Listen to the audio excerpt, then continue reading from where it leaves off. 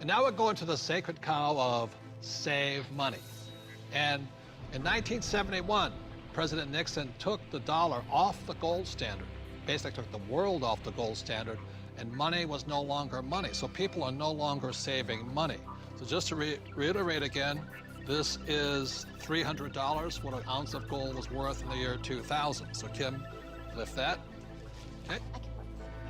All right, and so this here is 1 ounce of gold in the year 2010, and it's now $1,100.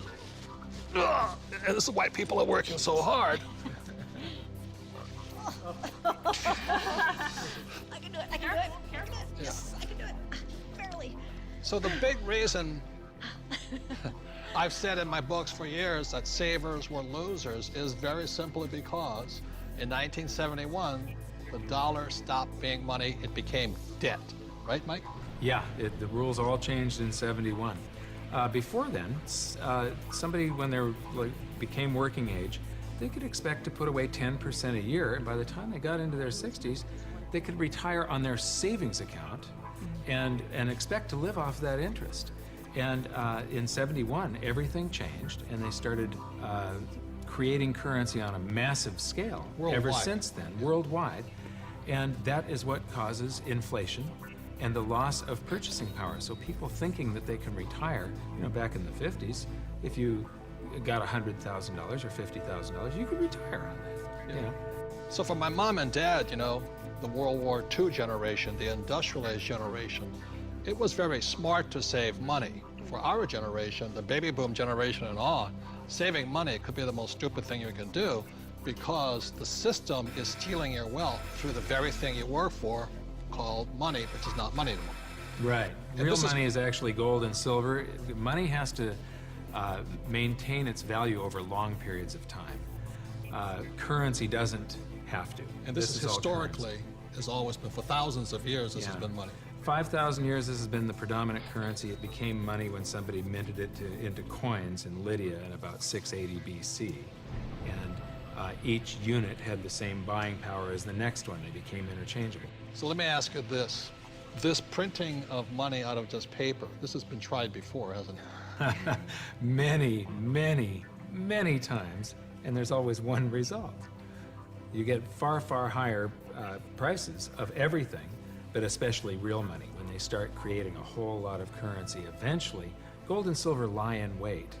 And then when the public senses this inflation of retail prices that is caused by inflation of the quantity of currency in circulation, they rush back toward gold and silver, and they have for 5,000 years. So name some governments that have attempted to print money. The Weimar Republic. I don't know Germany. what I just did with that $100 trillion bill. He's got a Zimbabwe. The Zimbabwe, yeah. Look at this one. This is the most recent, a $100 trillion note. You know, this is the largest note ever printed, 100 trillion. And this was printed in 2000. Yeah, but when Zimbabwe was created as a country, when it went from Rhodesia to Zimbabwe, they were, the Zimbabwean dollar was on parity with the US dollar. One US dollar was the same as a Zimbabwe dollar. This doesn't buy anything today. It doesn't buy a cup of coffee. Doesn't even buy a cup of coffee? No. In fact, they have ruined it by putting ink on it. You can't write you can't write a list, so it would have been more valuable at this point if it was blank. Right.